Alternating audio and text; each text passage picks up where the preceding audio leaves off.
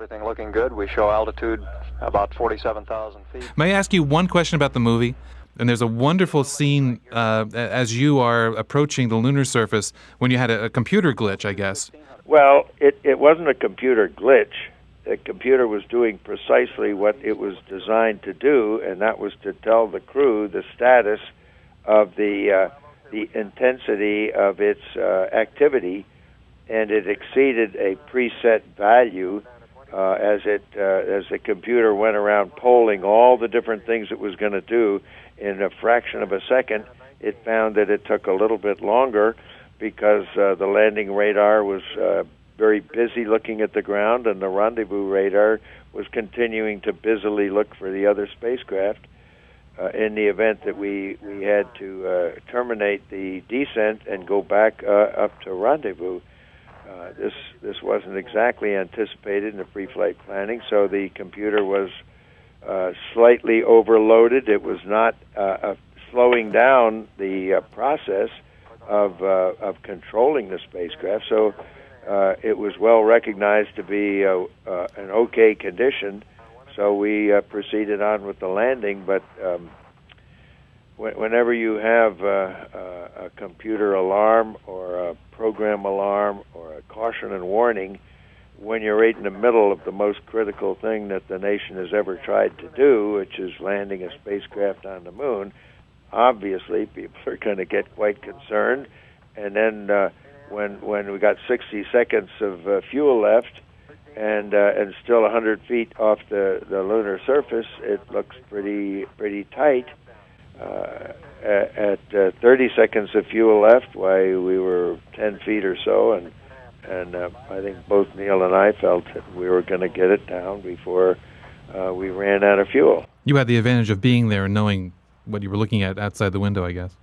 How powerful was that computer on the lander? Well, people make light of it by comparing the great capability that we've discovered by storage devices that are micro-miniature in size, so that we can put in a wristwatch or a cell phone enormous amounts of storage, so that now you can look with disdain at the small capacity that the Apollo guidance computer said, and say that, well, I have more power in my cell phone than the spacecraft that landed on the moon. But that's really shortchanging the tremendous cleverness that people had to make do with the capacity that they had to do miraculous things with the Apollo guidance computer. So I sort of resent people when they trivialize the capabilities that we had. No, the point I was trying to make is the degree of technological advance that was made with the tools that were available to you at the time. It was amazing. Precisely. Yeah. It was just an amazing feat.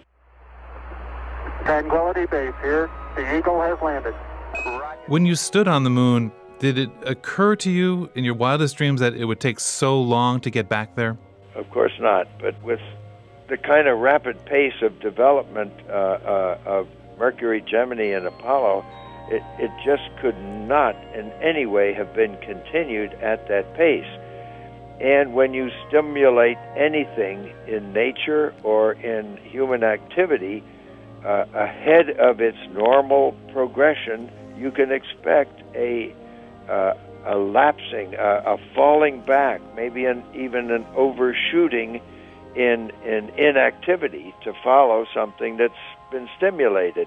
So it's understandable in reflecting back now, and the private enterprise activities trying to put people into suborbital space is gaining that same enthusiasm that we had earlier, but it's not being carried out by the government. It's being carried out by private companies, so that more and more people, for much less of an investment, can take a chance on some of these space activities. Well, that's exciting. Well, it's all exciting. Yeah.